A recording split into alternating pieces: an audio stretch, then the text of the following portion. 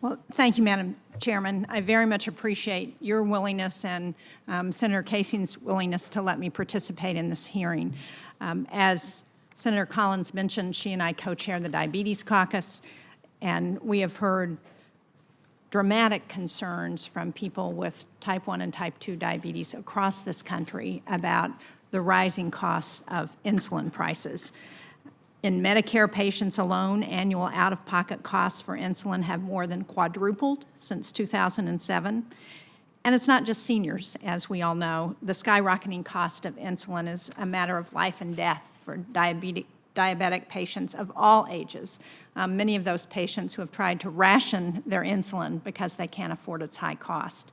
In New Hampshire, and I'm sure it's true in Maine and probably Pennsylvania, we have many of our citizens who are going to Canada to buy insulin because they can buy it cheaper in Canada. And so, Mr. Kazoukas, what is CMS doing to reduce the sky-high costs of insulin, not just by holding insulin manufacturers accountable, but also pharmacy benefit managers accountable for how these costs have risen? Senator, I'm glad you gave me an opportunity to talk about this. I'll say that diabetes in particular, and it's great to see you here and have an opportunity to talk about this, to recognize your interest in it, because diabetes is a disease that affects so many Americans and so many Medicare beneficiaries.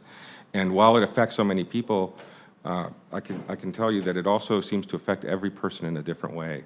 Every person finds a way to their own treatment journey. Really. Well, I'm sorry to interrupt, but I would just point out that for those people who have type 1, they must have insulin or they die. So the idea that there is an alternative treatment to having insulin is just not accurate.